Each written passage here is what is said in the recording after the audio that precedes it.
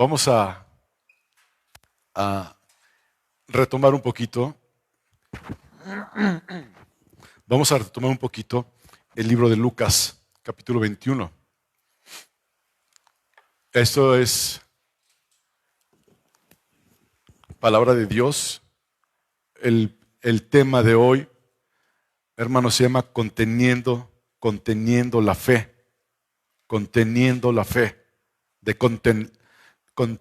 Conteniendo la fe se llama. ¿Ok? Dice el versículo 8 de Lucas 21. Mirad,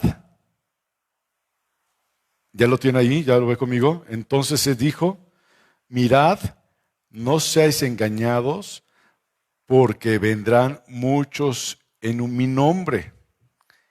Y la última parte de este versículo dice, mas no vayáis en pos de ellos. Lucas capítulo 21, versículo 8. Lucas capítulo 21, versículo 8.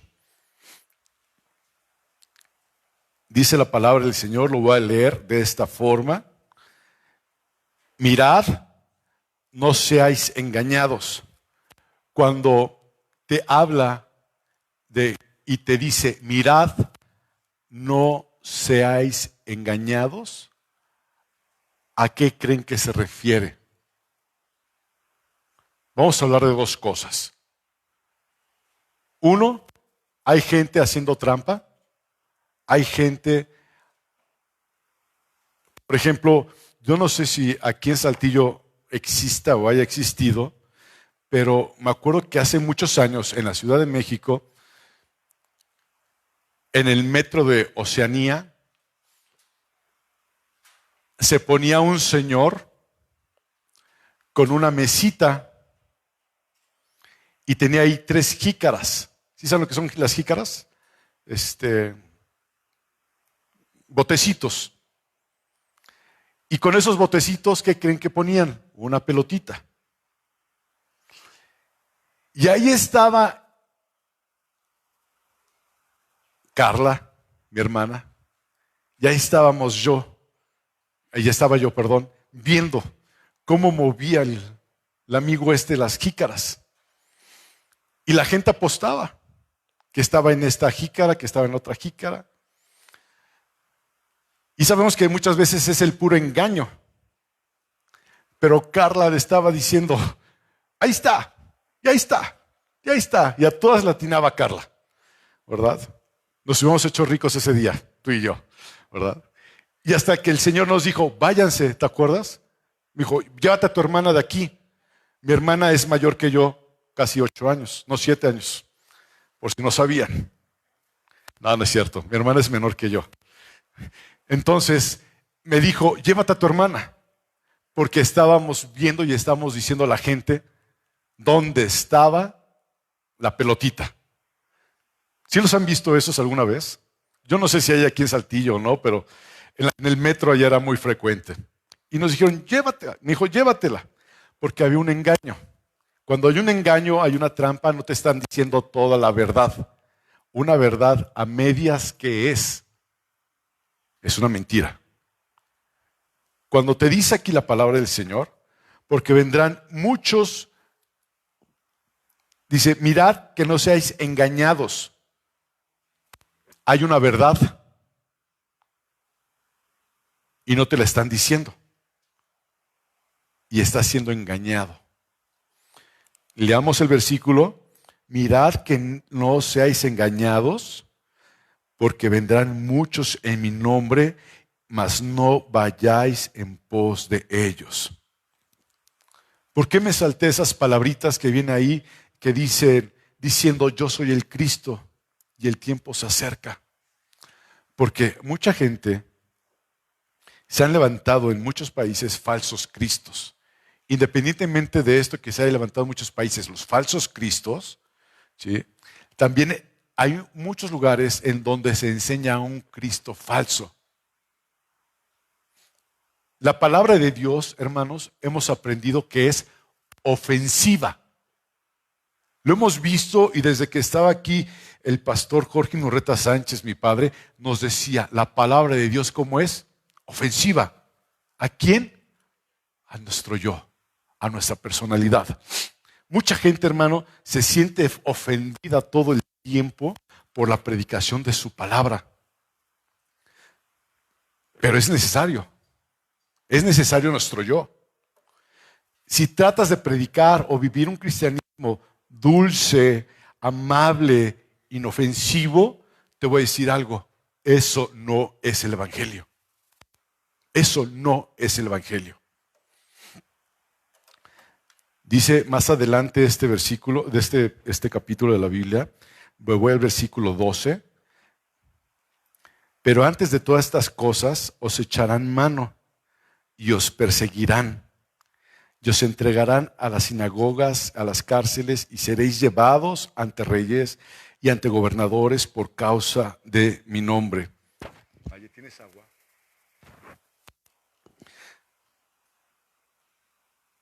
Echar mano y persecución. Está hablando de esta porción de la Escritura. Discúlpenme, hermanos, por favor.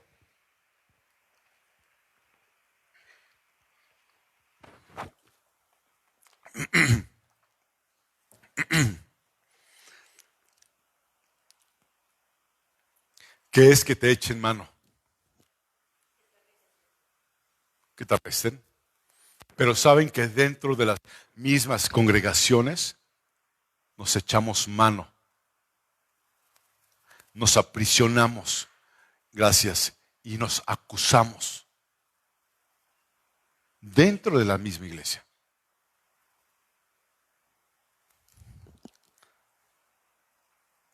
Y os perseguirán.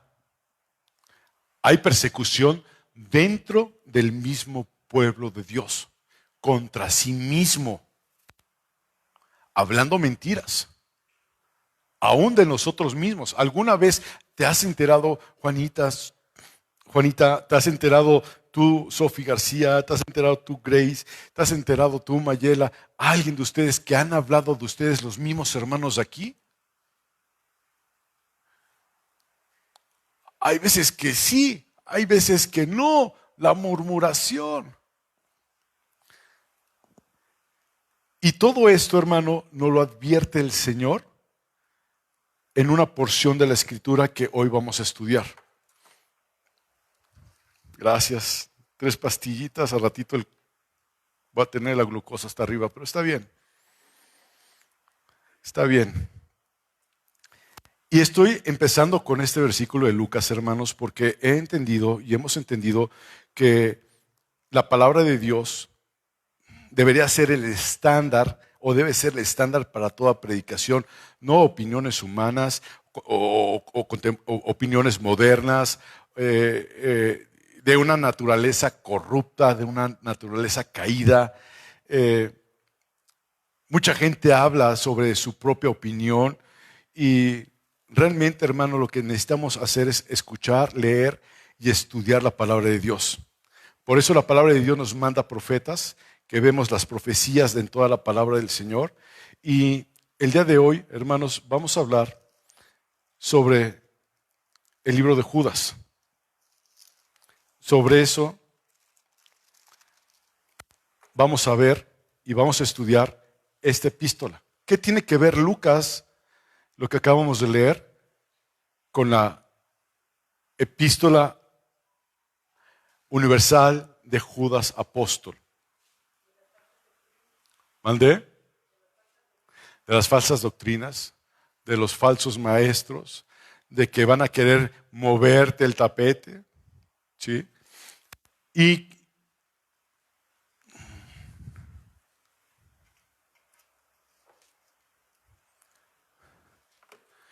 vamos a ver este tema, y para eso son 25 versículos que vamos a ver en una forma rápida, porque no es una forma no puedo prolongarme tanto tiempo, simplemente en el versículo 1 y versículo 2 hay mucho que les tengo que decir, pero quiero hacer un panorama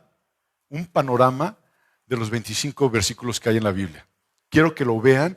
Si usted trae su pluma, traen que anotar. Si a usted le gusta rayar su Biblia, ráyela, ¿verdad? O subráyela o haga sus notas. Vamos a a iniciar. Bien, primero, antes que nada, vamos a definir qué es apología o apologética. ¿Alguien sabe qué es esta palabra? Sí. ¿Le puedes apagar tantito, por favor, querido Samuel? La apologética es la defensa verbal o discurso en defensa de nuestra fe. Eso es lo que es la apologética. Es decir, es el área de la teología que se especializa en la defensa de nuestra fe. Primera de Pedro 3:15. Vamos a ver qué dice Primera de Pedro. ¿Me ayudas con la luz? Gracias. No te sientes, Samuel, ahí quédate, por favor. Primera de Pedro 3:15. Dice la palabra del Señor, sino santificad a Dios el Señor en vuestros corazones. Y dice, estad, ¿cuándo? Siempre que. Estamos siempre preparados. ¿Para qué? Aquí dice, para presentar defensa con contienda, con coraje, con ira, con gritos. No, con mansedumbre y reverencia ante todo el que os demande razón de la esperanza que hay en vosotros. Mucha gente te pregunta, Eduardo, ¿por qué tú vas a la iglesia cristiana? No, pues es que está bonito y pues hay una hermandad y hay muchos hermanos y te saludan todos. A veces sí, a veces no, pero de todas maneras así los quiero y puedo platicar con ellos y puedo pedir oración. Eso no es una apología o de la defensa de tu fe. El conocer tu fe, como lo dice esta porción de la Escritura, es estar preparados para presentar una defensa con mansedumbre y reverencia ante todo el que os demande razón de la esperanza que hay en vosotros. ¿Cuál es la esperanza que hay en vosotros? Tienes tú que exponer o saber exponer quién es Cristo. Muchas veces decimos, es que la iglesia aquí, la iglesia allá.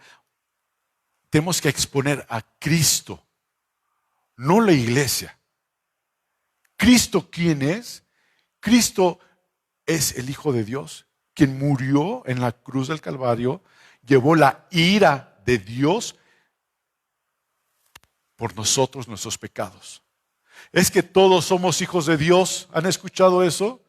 ¿Y es cierto o es falso? Completamente falso.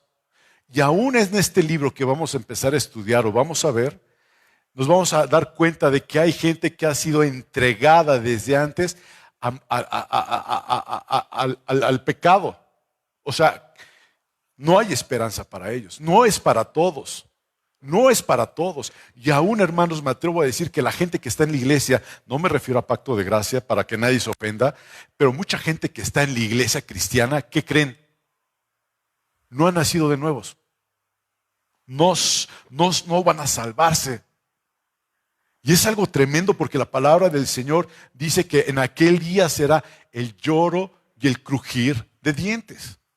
Mucha gente cuando esté en el infierno va a estar llorando, diciendo, Señor, pero si yo hice esto, yo hice el otro y perdóname y ya no le vuelvo a hacer esto. Y van a empezar a llorar, a llorar, a llorar.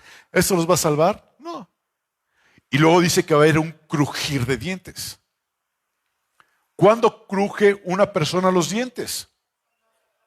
Cuando hace coraje. Cuando está enojado es el crujir de dientes. Y mucha gente en el infierno, ¿sabes cómo va a estar? Enojada.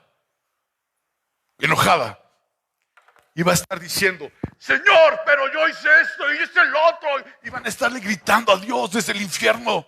Pero yo predicaba y yo me levantaba y yo tocaba la guitarra y yo cantaba y siempre fui a la iglesia. Esto no es justo. Así va a estar la gente. el lloro y el crujir de dientes. ¿Entiende esto, hermano, hasta aquí? Lo triste, lo trágico y lo terrible, porque la ira de Dios, lo veíamos el domingo pasado, la ira de Dios no va a estar sobre los impíos. Veíamos que la ira de Dios está, tiempo presente. Tiempo presente. Entonces tenemos que conocer y dar una defensa verbal positiva de lo que es nuestra fe en Cristo Jesús. Una sinopsis vamos a ver hoy. Una sinopsis del libro de Judas. Esta tecnología me gana. Sinopsis, ¿de qué? De Judas. Aprendamos esto el día de hoy. ¿Cuántos versículos tiene Judas? No lo vea. 25 versículos. ¿Ok? Y vamos a ver versículo 1 y versículo 2. Usted a lo mejor lo tiene ahí en su Biblia. Habla sobre un saludo, una salutación. ¿Sí? En el versículo 1, que hoy vamos a profundizar en el versículo 1 y versículo 2 nada más. ¿Ok? Pero esta es una sinopsis de los 25 versículos. Y ahorita vamos a revisar el versículo 1 y el versículo 2. La salutación expresa quién es Judas. Si usted se da cuenta y lo está leyendo o ya lo leyó, te dice que es Judas, hermano, siervo de Jesucristo, perdón, Judas, siervo de Jesucristo, hermano de quién? Jacobo, ¿verdad? Y luego abajo está en el versículo 2 a quién está dirigiendo esta carta. Vamos a los siguientes versículos, vamos al versículo 3 y 4. En el versículo 3 y 4, usted va a encontrar, no voy a leer los versículos, simplemente esto es una sinopsis. El versículo 3 y 4, usted va a encontrar el motivo de la carta y juntamente con el motivo de la carta va a encontrar usted una exhortación acerca de la defensa de la fe. Es decir, te va a decir que tengas una exposición positiva de lo que es el Evangelio. Una exhortación. ¿Cuándo te exhortan? Cuando no estás haciendo lo correcto o no estás haciendo lo necesario. Judas hace en estos versículos 3 y 4 una exhortación acerca de la defensa de la fe, debido a que aquí hay muchos falsos maestros, ¿sí? Hay maestros inmorales y hay maestros que son heréticos. El versículo 5 al 7 vamos a encontrar esto. Advertencias acerca del trato de Dios con los pecadores en el pasado. Dios siempre ha advertido cuál va a ser el resultado del pecado. 1, versículo 5. El castigo a Israel, ¿por qué? Por su incredulidad.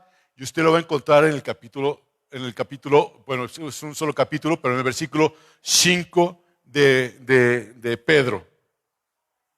De Judas, perdón. En el versículo 6 y 7, usted va a encontrar el destino de los ángeles que cayeron y de los depravados habitantes de Sodoma. Ahí usted va a ver el desenlace en los siguientes versículos 6 y 7. En el versículo 8 al versículo 13, usted va a encontrar la descripción de las características de los maestros impíos. ¿Cómo se distinguen? ¿Cómo vas a saber quiénes son? Dios te da un panorama amplio para que tú aprendas y sepas distinguir, tengas el discernimiento. Y el discernimiento, ¿quién te lo da? El Espíritu Santo. ¿Ok? Un juicio, y habla sobre el juicio pronunciado sobre ellos. Del versículo 14 al 19, vamos a encontrar las referencias a profecías y exhortaciones. En esta parte lo voy a dividir en 3. Empieza hablando sobre Enoc en el versículo 14. Dice, y Enoc fue quien predijo la condena de los hombres impíos. El siguiente inciso es el B. ¿Ya se atoró esto? Gracias. Te da la referencia y exhortaciones de los apóstoles acerca de los burladores de los últimos días. te habla también sobre los mismos apóstoles, que hay gente que te va a engañar. No se refiere a burla de ja, ja, ja, me burlé, te caíste, no, sino a gente que te engaña. ¿Qué es caer en un engaño? Para mí es importante entender qué es caer en un engaño. Vamos a hablar no de doctrina en esta tarde, nada más para poner un ejemplo. ¿Cómo te pueden engañar? Uno, te engañan cuando tú no tienes conocimiento de algo. Es decir, en cualquier parte, si hay desconocimiento, es fácil que cualquier persona te engañe. Estás en tu trabajo, o estás en una dependencia de gobierno, o estás en el mismo súper, y si no te das cuenta de algo, ¿qué pasa? Te engañan, te roban, te quitan, te estafan. Cuando vas a la playa y andas caminando por la avenida principal, cerca viendo la playa y todo eso, y es una zona hotelera, siempre hay mucha gente que trabaja como vendedor. Y te dicen, oiga, usted se ganó una cortesía, o no sé si los ha escuchado por teléfono, que te dicen, usted se ganó un desayuno en el hotel Hyatt y todo pagado, y vaya, lo esperamos y demás. Y luego te preguntan, ¿usted tiene tarjeta de crédito? Es lo único que usted tiene que mostrar, su tarjeta de crédito. ¿Y qué tengo que pagar? No tiene que pagar usted nada más vaya y enseña su tarjeta de crédito. ¿Y qué hace la gente? Mucha gente va. Y llega y lo único que hace es enseñarle la tarjeta de crédito y ya se sientan y desayunan y luego llega una persona a venderles de una forma muy sutil. Y resulta que las personas se van enganchadas con un departamento en Acapulco que tienen que pagar por 100 años y etcétera, etcétera, ¿no? De una forma sutil, de una forma engañosa. El evangelio se ha predicado en muchos lados que no es el evangelio de Dios. Mucha gente, hermanos, te va a decir, hermano, pero es que se predica la palabra. Hermano, pero se canta alabanzas. Hermano, tenemos que tener, hermanos, primeramente, y lo vamos a ver ahorita, el Espíritu de Dios en nuestra vida para saber discernir entre lo bueno y lo malo. Acuérdense, lo intermedio, lo tibio, ¿qué sucede con el Señor? ¿Y se acuerdan lo que les dije el domingo pasado? Que me da pena decirlo, pero es cierto. ¿Qué es lo que te vomita? Cuando tienes ¿qué? Asco. Asco. Y es algo tremendo.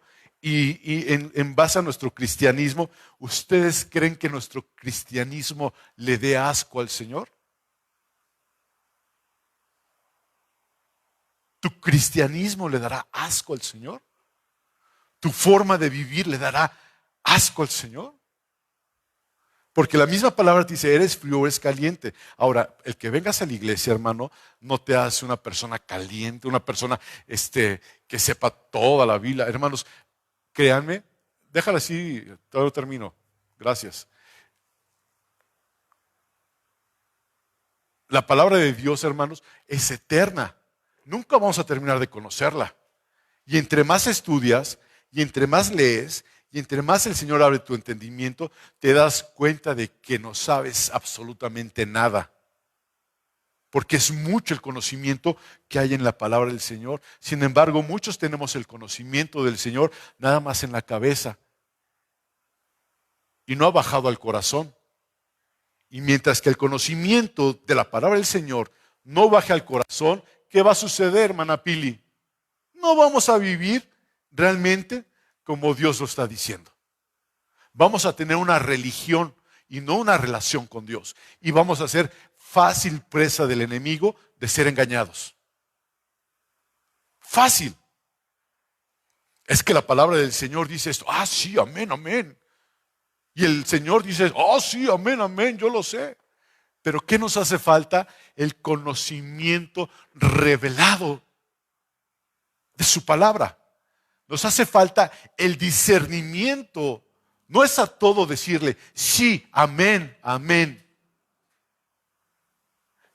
Cuando íbamos a la iglesia en México, a la primera iglesia, recuerdo su nombre, pero no lo voy a decir, había una persona, era una iglesia evangélica pentecostés. Y era una iglesia en donde se cantaba, se aplaudía, pero mientras que estaba la persona enseñando o predicando, la gente gritaba, ¡Gloria a Dios! ¡Y ¡Aleluya! ¡Y amén! Y a veces decían cada cosa a los hermanos cuando predicaban y decía mi padre en son de broma, y va a venir el diablo y se los va a comer. Y había un hermano que decía, amén, amén, amén. Y para todo decía amén. ¿Por qué? A lo mejor creemos que por decir amén, gloria a Dios, aleluya, somos salvos. Y a lo mejor no lo somos. Vean lo que estamos aprendiendo. Y este es simplemente el inicio de 25 versículos, hermano. No lo voy a decir todo hoy, no lo vamos a ver todo hoy. Pero en este panorama, en esta situación, dice de los apóstoles acerca de los burladores de los últimos días, y hablas del versículo 17 al versículo 19 de Judas. Los siguientes versículos, Gaby, no jala mi celular, gracias, da un resumen del deber o los deberes de los cristianos. Uno de los deberes de los cristianos es el crecimiento espiritual, ¿verdad? ¿Y qué otro deber tenemos? ¿Le moviste? No, hija, todavía no termino, corazón. Es la oración. ¿Usted ora, hermano? Dice la palabra del Señor que nosotros tenemos que orar en todo tiempo, en todo momento y en todo lugar. Cuando la palabra del Señor nos dice que debemos orar en todo tiempo, en todo momento y en todo lugar, no es de que estés en tu trabajo, Padre nuestro, Señor, te ruego que tengas misericordia de todos los que estamos aquí. Lo puedes hacer aquí en tu cabeza. Pero también debes de tener tu tiempo de comunión personal con el Señor, Miguelina. Y en todo tiempo y vas manejando y Señor, aquí estoy. Señor, haz misericordia conmigo. Estás en el trabajo, estás ahí en tu casa. Señor, ayúdame, Señor. Necesito tener esa comunión contigo. Necesito estar contigo. Y como veía, a veces no es necesario decirle nada al Señor. Orar no es una vana repetición de palabras. Muchas veces con que te sientes en tu sillón, te prepares tu cafecito, lo pones ahí y le dices, Señor, aquí estoy. No sé qué decirte, pero aquí estoy, Jesús. ¿Saben ustedes que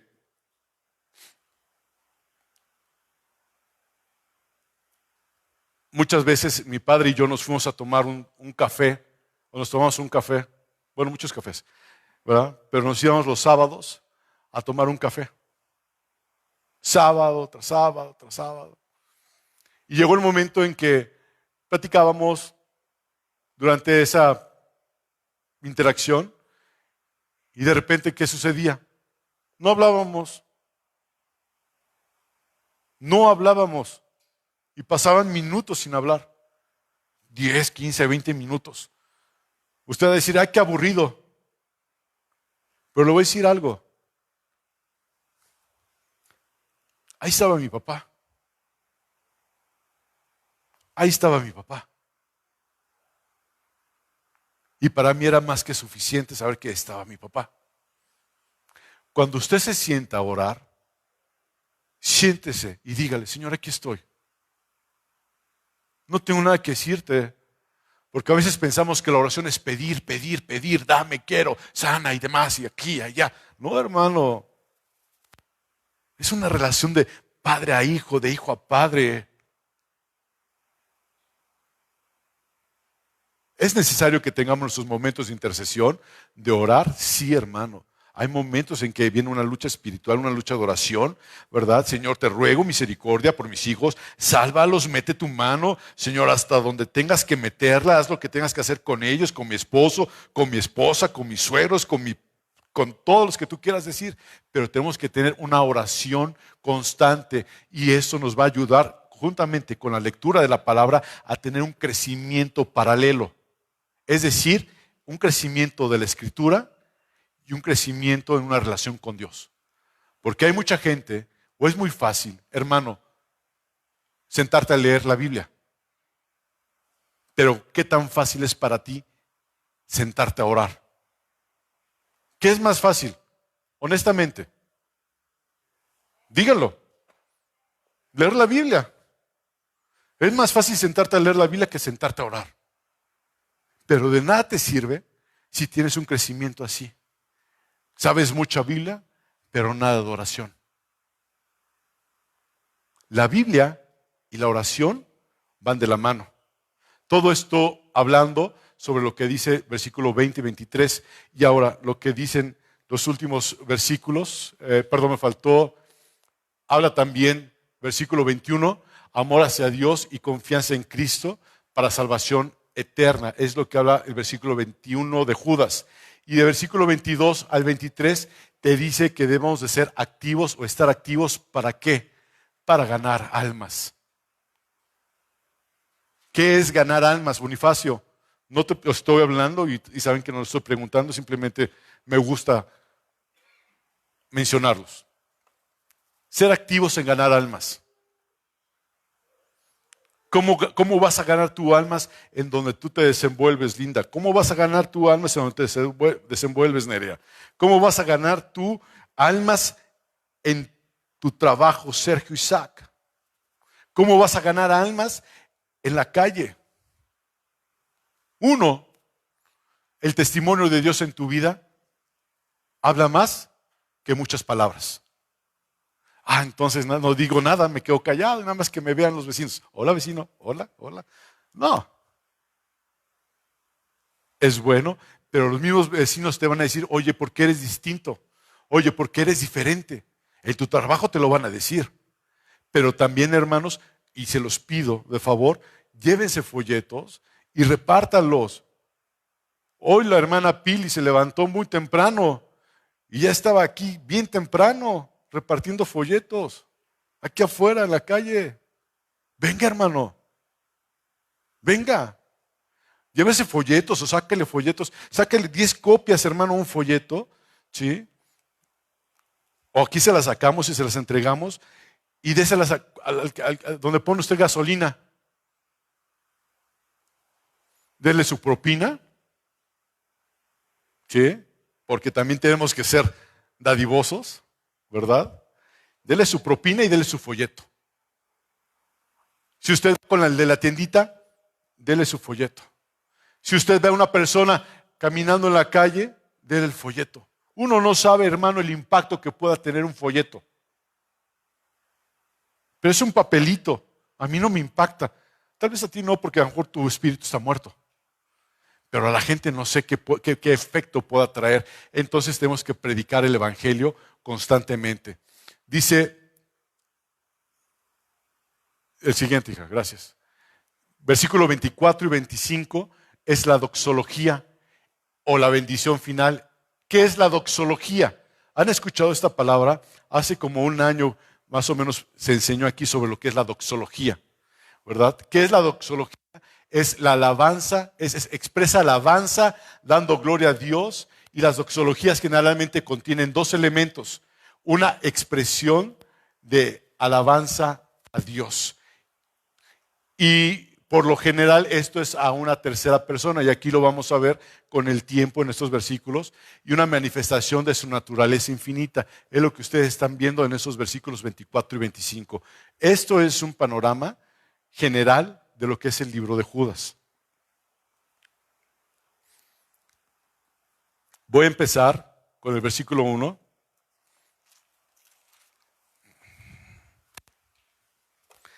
Dice la escritura. Así déjalo, hermano. Bueno, sí, está bien, déjalo prendido. Dice el versículo 1 de Judas. Judas, siervo de Jesucristo. Nos está hablando aquí de quién es Él. Cuando te dice siervo de Jesucristo, ¿a qué se refiere? Vemos que se refiere a un siervo. ¿Qué es un siervo? Es un esclavo que no tiene derecho o decisión sobre su vida propia. Eso es lo que es un siervo. Eso es lo que es un esclavo. Judas utiliza la palabra siervo en este versículo y expresa su misión. Judas se consideraba a sí mismo prisionero de Jesucristo. Judas es alguien que tiene una relación de dependencia con Jesucristo. Todo eso es lo que significa la palabra siervo de Jesucristo. Judas es alguien, ¿me lo moviste? No, me lo moviste, hija. Judas es alguien que tiene relación de dependencia con Jesucristo. La otra. Judas es representante y vocero escogido de Jesucristo, por lo cual tenía que enfrentar todo tipo de consecuencias. Cuando dice el otro, ¿qué dice el otro? Regrésale, por favor, o pon las cortinitas. Judas, siervo de Jesucristo y hermano de Jacobo. La palabra del Señor nos está enseñando o nos enseña en el estudio de la palabra del Señor, y esto es para tener una apología o apologética de lo que estamos aprendiendo, porque tenemos que tener el conocimiento del Señor. El Señor Jesús nació de una virgen llamada María, que concibió por medio del Espíritu Santo. El Espíritu Santo no la tocó, sino hizo sombra sobre ella. ¿Están de acuerdo conmigo? Ok. Y Jesús nació, pero después José y María tuvieron más hijos.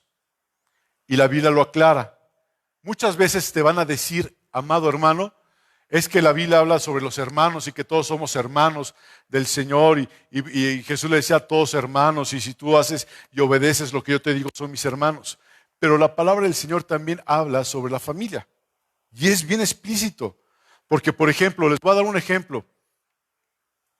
Cuando el ángel del Señor se le aparece a María, le dice, tu prima,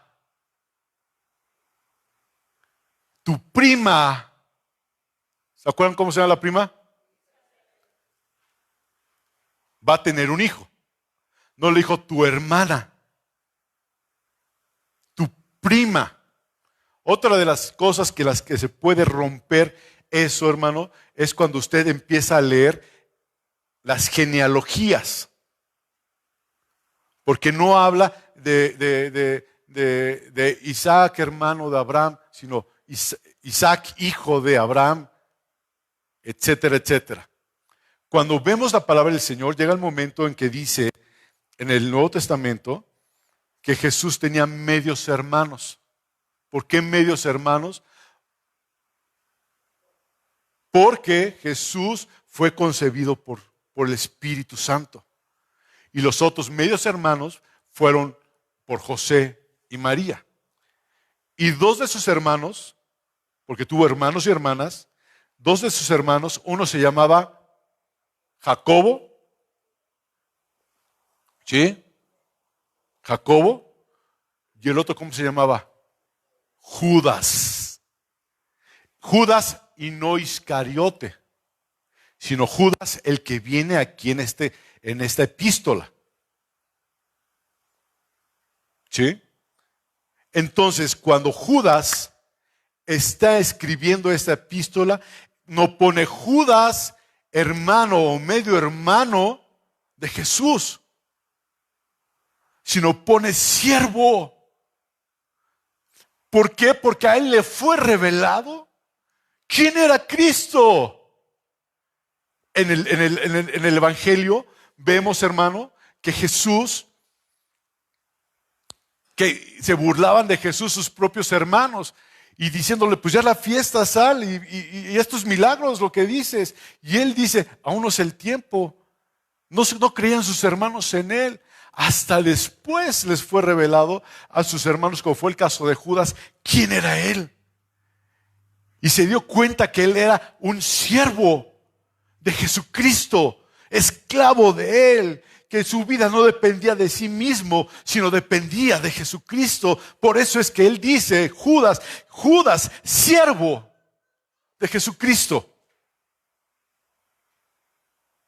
hermano de Jacobo. Para que tengamos un conocimiento de dónde es o por dónde, o quién escribió la epístola de San Judas apóstol. Es por eso que empiezas saludándote así, diciéndote, Judas, siervo de Jesucristo, hermano de Jacobo, y luego te dice hacia quién va dirigida esta epístola. ¿Hacia quién va dirigida? Va dirigida, uno, a los llamados. Dos, santificados en Dios. Y tres, a los guardados en Jesucristo. A esos tres va dirigida la epístola de Judas, de San Judas apóstol. ¿Quiénes son los llamados? Daisy, dime quiénes son los llamados. Son aquellos que han respondido al llamado de salvación de Dios.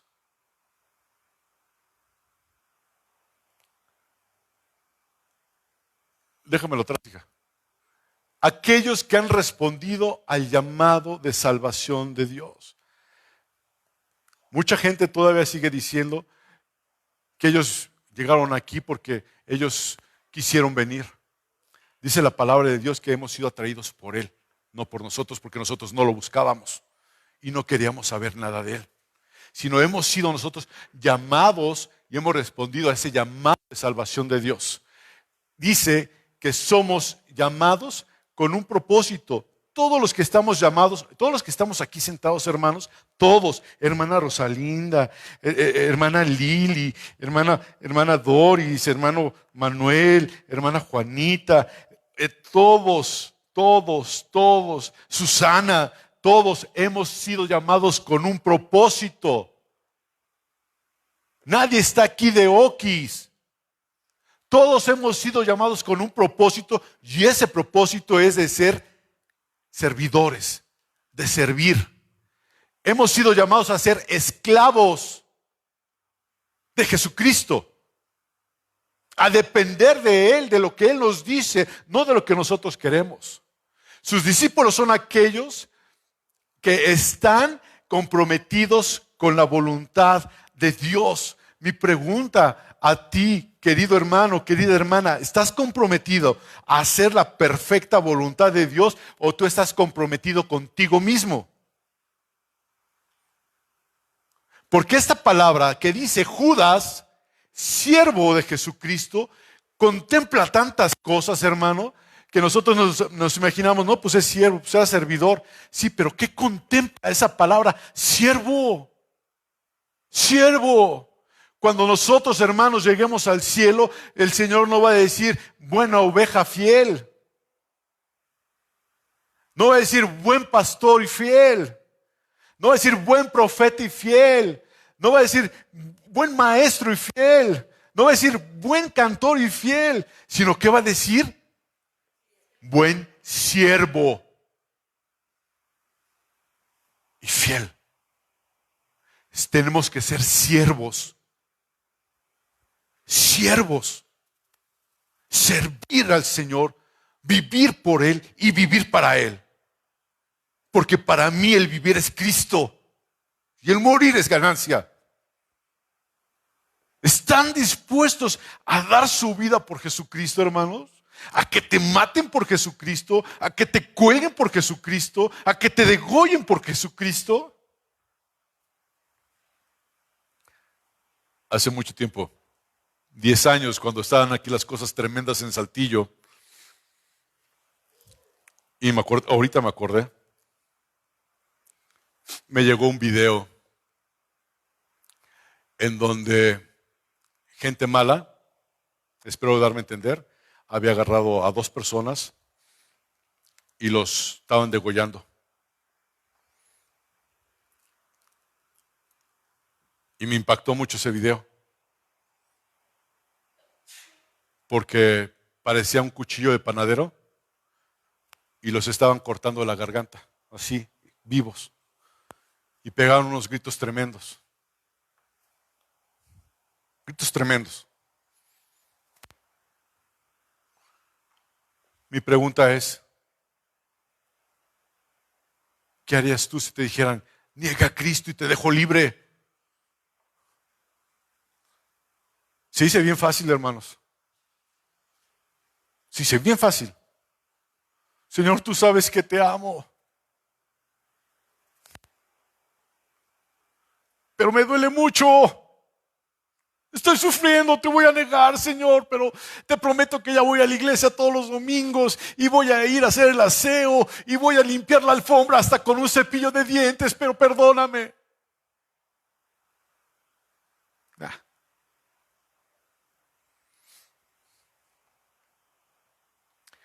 Buen siervo y fiel. ¿Hasta dónde estás dispuesto a seguir tu cristianismo? ¿Estás conforme con tu cristianismo? ¿Estás feliz con tu vida de cristiano? ¿No se te ha vuelto una religión? ¿No se te ha vuelto una tradición venir aquí los domingos? Despertemos, hermanos. Mucha gente ahorita, a la 1:40 de la tarde, mucha gente ha de estar muriendo por Jesucristo. Y nosotros aquí sentados abajo en un techo con el clima.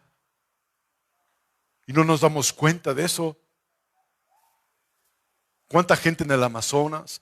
¿Cuánta gente en Irán, Irak, en Pakistán, en la India, en África están siendo misioneros y están muriendo por Jesucristo? Yo recuerdo mucho lo que comentaba Carla el viernes sobre este pastor, y se los he comentado aquí. Era un pastor que estaba con su familia y estaba en las arenas movedizas. Su familia y la congregación, no sé si se acuerdan de esto que lo contaba el pastor, que estaba viendo cómo se hundía su familia y la congregación. Y le decían, niega a Cristo y los dejamos vivir. Una congregación que amaba, su familia que estaba ahí, niega a Cristo y lo sacamos de ahí.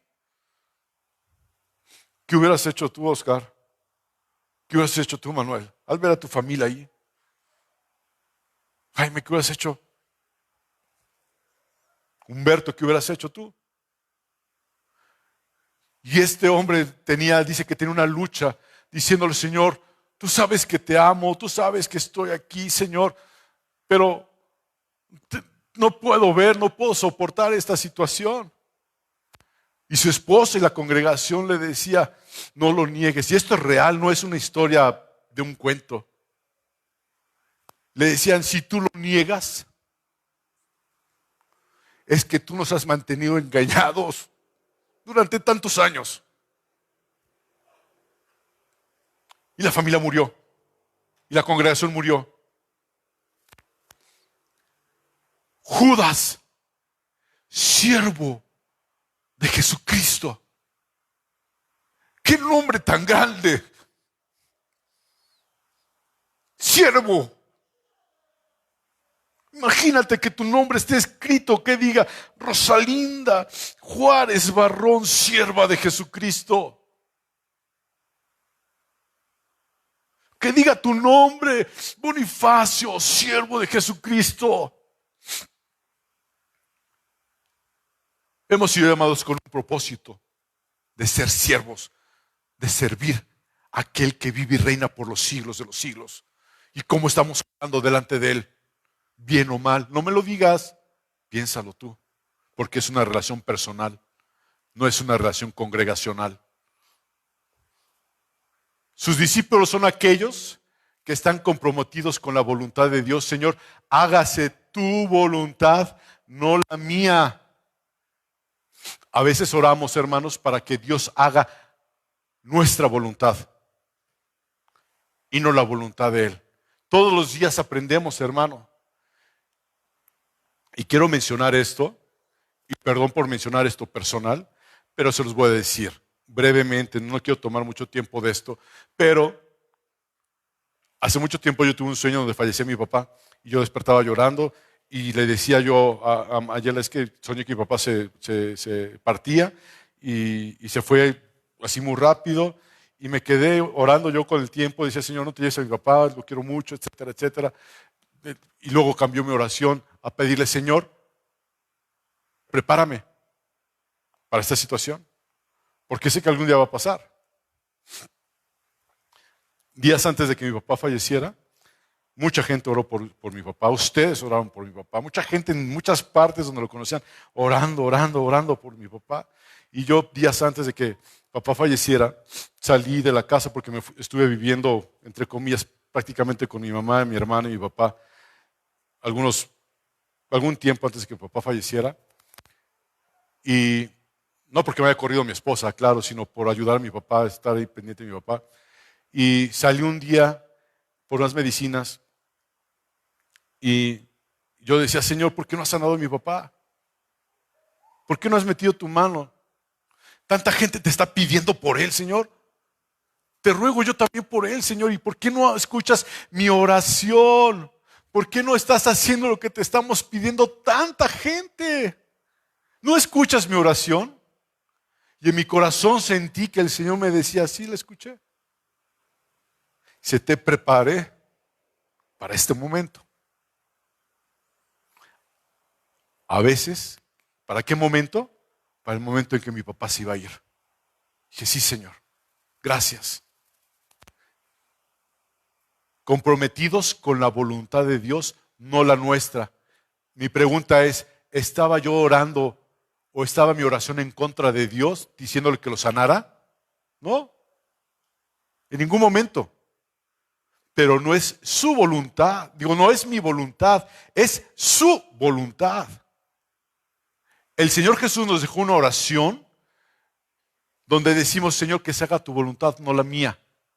Y a veces queremos que el Señor haga nuestra voluntad, aunque aparentemente a nuestros ojos, a nuestro sentir, sea correcto y diga, no tiene nada de malo.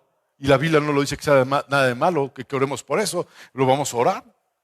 Pero es la voluntad de Dios, no mi voluntad. Les decía el domingo pasado, ¿cuántas veces oraba este señor Inurreta Sánchez? Señor, atráelo y aunque lo dejes postrado en una silla de ruedas, en una cama, pero que no se pierda. Qué bueno que no lo escuchó, ¿verdad? Pero es la voluntad de Dios. La voluntad de Dios dice que es agradable y perfecta. Y a veces no lo creemos. Y por eso nos está diciendo aquí en Judas, sus discípulos son aquellos que están comprometidos con la voluntad de Dios. Ha aprendido ese discípulo a servir y a estar debajo de la perfecta voluntad de Dios y no de la voluntad permisiva. Porque hay una voluntad perfecta de Dios, ya no una voluntad permisiva. ¿A qué me refiero con esto, hermanos? Quiero recordarles cuando el pueblo de Dios estaba pidiendo un rey y se lo pidió a Samuel, ¿se acuerdan? Sí, que le decían, danos un rey como los demás pueblos. Y este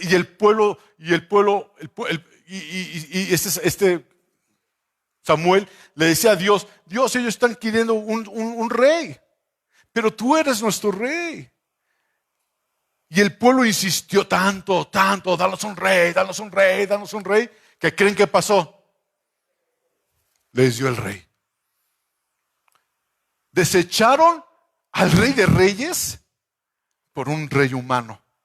Estaba dentro de la voluntad permisiva, porque se los dio, pero no fue la voluntad perfecta de Dios, porque la voluntad perfecta de Dios es de que Él haya sido su rey. Y a veces como cristianos vivimos dentro de la permisividad no de la voluntad perfecta. Yo, Carolina, yo no quiero vivir en una voluntad permisiva de Dios que te diga, sí está bien, pero pues es tu rollo. Yo quiero vivir debajo de la voluntad perfecta de Dios. Y para eso está lo que somos llamados con un propósito a servir. ¿Y qué crees? Todos nosotros tenemos ese llamado. Ahora, ¿estás atento al llamado o no estás dispuesto a seguir al llamado? Porque aunque seas llamado, si tú dices no, bye. A los santificados en Dios. A lo largo de las Escrituras vemos una relación entre ser llamados y santificados. Y la santificación va entrelazado, Gaby. Una vez que hemos respondido al llamado de Dios, el Espíritu Santo viene a vivir en nosotros. Y cuando pasa eso, cuando viene a vivir en nosotros, Él empieza a obrar en nuestras vidas de una manera poderosa y produce un cambio en nuestras vidas. Y ese cambio se llama santificación. ¿Qué es ser santo apartado?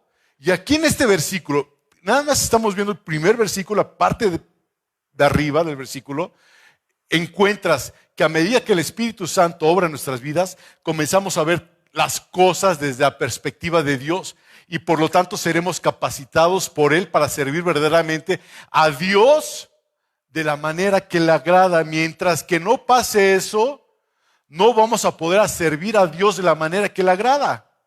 Vamos a seguir viviendo bajo nuestra voluntad y bajo lo que nosotros queramos seguir haciendo. Y dice el otro, y guardados en Jesucristo. Es el tercero que viene en el versículo 1, que dice, y guardados en Jesucristo. Esta palabra está escrita, fíjense, en tiempo perfecto en griego. ¿Qué palabra? Déjala atrás. Guardados. Esa es la palabra que está escrita en tiempo. ¿En qué idioma fue escrito el Nuevo Testamento? ¿Se acuerdan? En griego. En griego. Y esta palabra, guardados, está escrita en el tiempo perfecto en griego. ¿Por qué? Porque significa que fue verdad en el pasado, es verdad ahora y será verdad por la eternidad. La palabra de Dios es eterna. Y cuando dijo, ya los guardados, nos está incluyendo a nosotros. Nos está advirtiendo algo, nos quiere decir, esta carta fue dirigida para nosotros en este tiempo tan difícil que estamos viviendo. Un tiempo, hermanos, en que, como les decía al principio del servicio, nos van a llamar los intolerantes. Va a llegar el momento en que van a querer cerrar aquí la iglesia.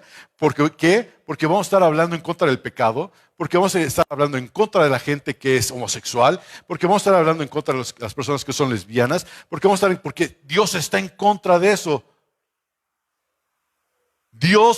Mucha gente dice, Dios odia al pecado, llama al pecador. Mentira. Enséñame dónde dice eso en la Biblia. El pecado, el adulterio no se va a ir al infierno. ¿Quién se va a ir al infierno?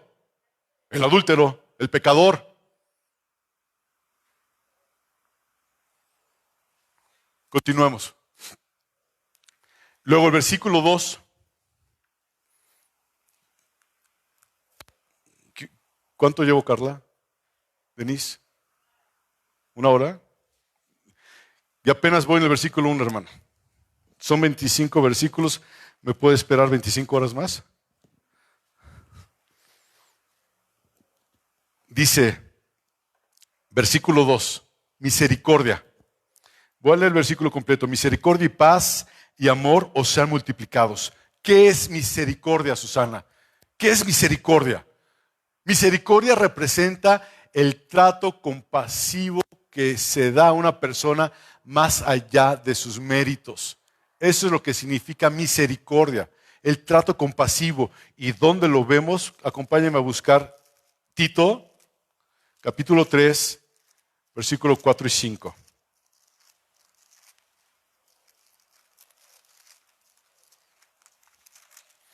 Estos son mis lentes.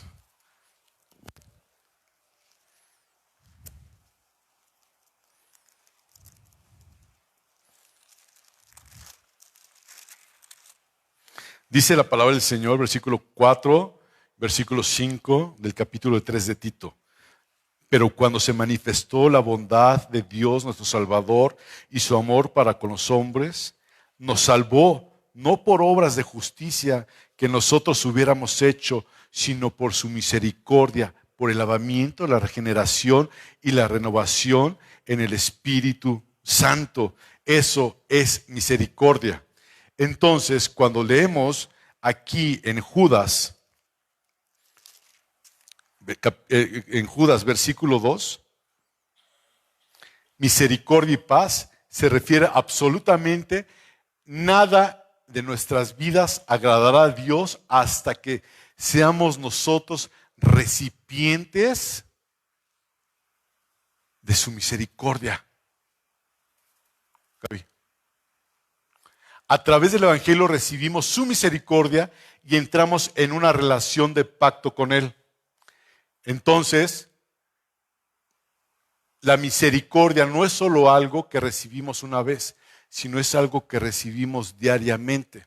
Cuando usted ora en las mañanas, yo no sé si usted le diga al Señor, Señor, te damos gracias por tus misericordias que se renuevan cada mañana y extienda sus manos en actitud de fe para recibirlas, porque las misericordias de Dios son nuevas cada mañana. No es la misericordia de ayer la misma de hoy. Dios tiene una misericordia, pero a veces no, pues ¿cuál será? Pues no sé. Hermano, es todo esto que te estoy diciendo, se vuelve como que un círculo, un conjunto de cosas para que podamos comprender lo que el Señor nos dice en cuanto a la misericordia. Y luego dice paz.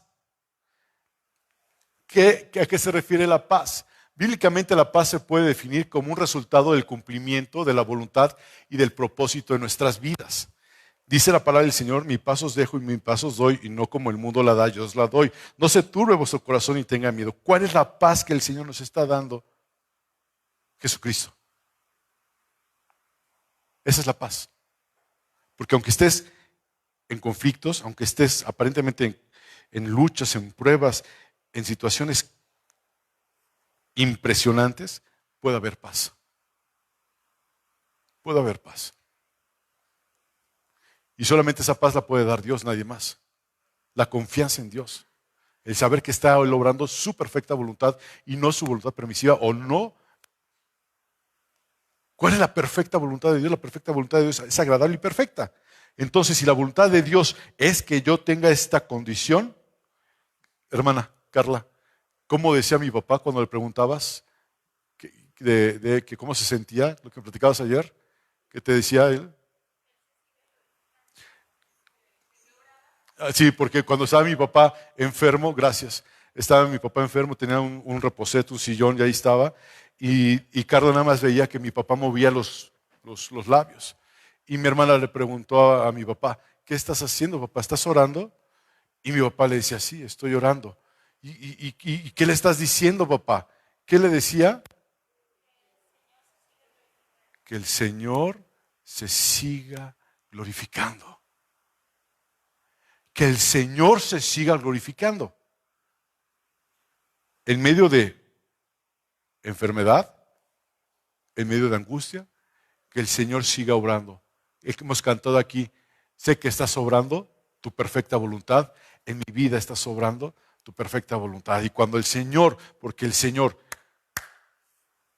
corrige, hay que darle gloria a Dios. ¿Por qué? Porque somos hijos y no somos bastardos.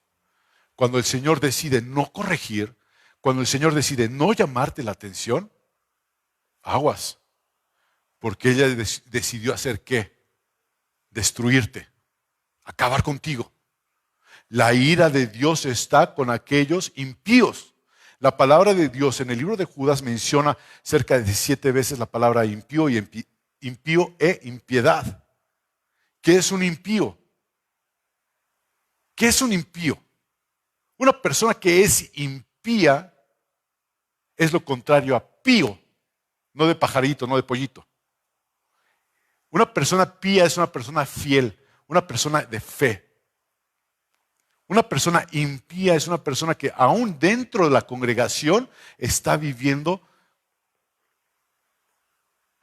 terriblemente.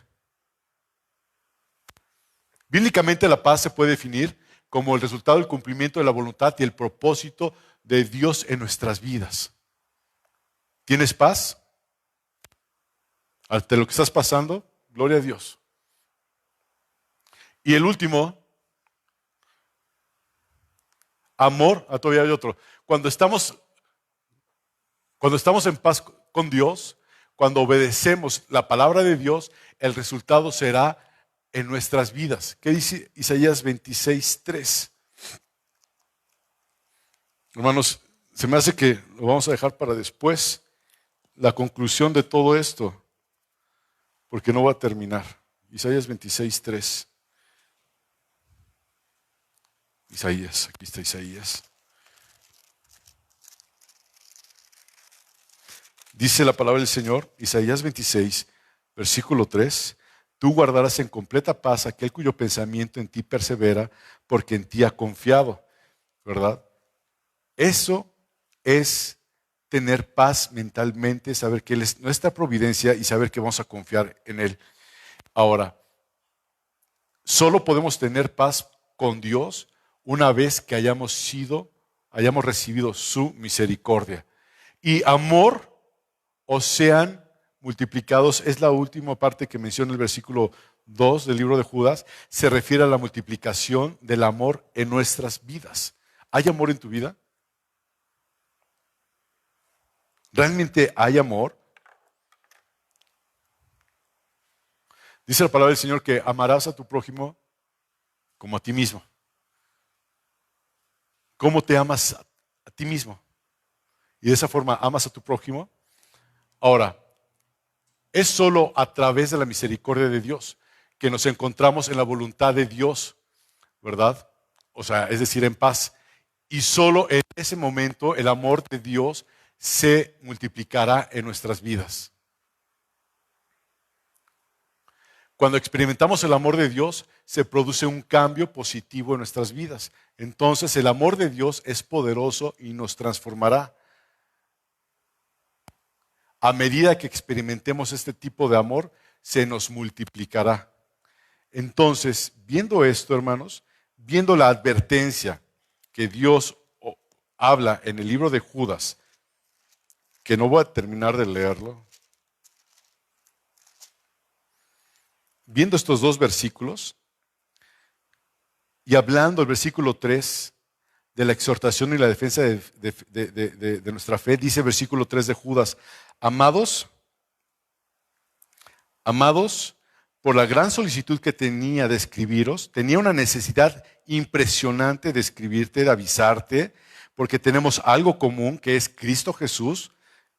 Es lo que está diciendo el versículo 3. Me ha sido necesario exhortaos que contendáis ardientemente por la fe que ha sido una vez dada a los santos, porque algunos hombres han entrado encubiertamente, vean esto, los que desde antes habían sido destinados para esta condenación, hombres impíos. ¿Se acuerdan que hace rato hablábamos de que no todos son hijos de Dios? No todos van a ser salvos, no porque sean hijos de Dios.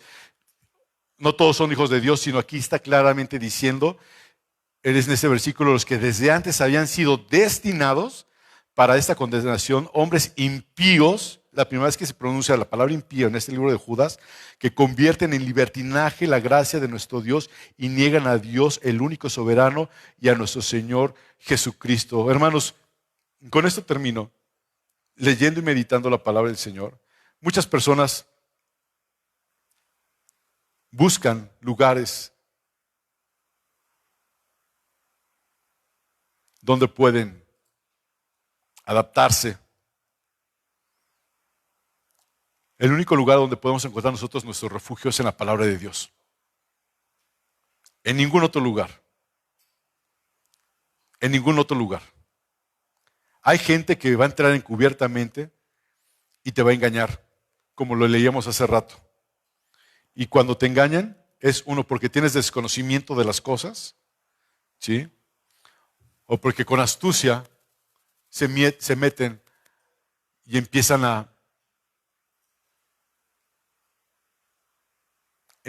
a hacerte dudar de dónde estás parado. No pude terminar. No pude terminar, hermanos. Pero muchas personas están frustradas, confundidas o no reconocen la verdad bíblica. ¿Y saben por qué no la conocen? Reconocen la verdad bíblica porque están en desobediencia. Tenemos que aprender a caminar en obediencia a Dios y a la verdad bíblica. No a las interpretaciones carnales o a las interpretaciones superfluas de la palabra de Dios. Tenemos que escudriñar la palabra del Señor. El Señor nos dice, hermanos, cuando escudriñamos la palabra del Señor, ¿sí?, que nos van a ser revelados secretos de Él. Y no estoy hablando de una falsa doctrina, sino de una forma en que el Señor nos va a alentar, nos va a confortar y nos va a enseñar a cada uno de nosotros.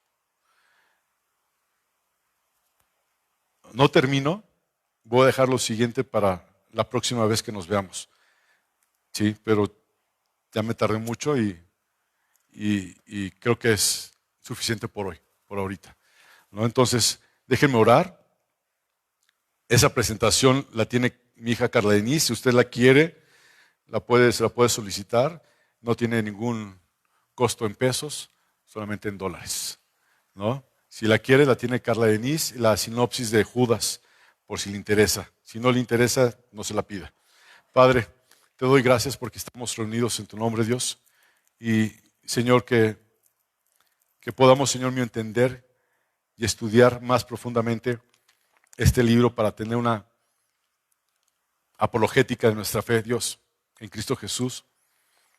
Que no nos dejemos llevar por doctrinas de demonios, ni confusiones de personas, Señor mío, que, como dice tu palabra, son hombres impíos, mujeres impías, Dios, que convierten en libertinaje la gracia de nuestro Dios. Te ruego misericordia, te ruego que nos des entendimiento, Señor, y sobre todo, Dios, que no nos extraviemos, Dios. Tu palabra dice que por muy torpes que seamos y andamos por el camino de santidad, no nos extraviaremos, Señor. Ayúdanos a tener una reverencia a tu palabra y a lo que tú nos dices. Vamos a partir de este lugar, ve con cada uno de nosotros en el nombre de Jesucristo.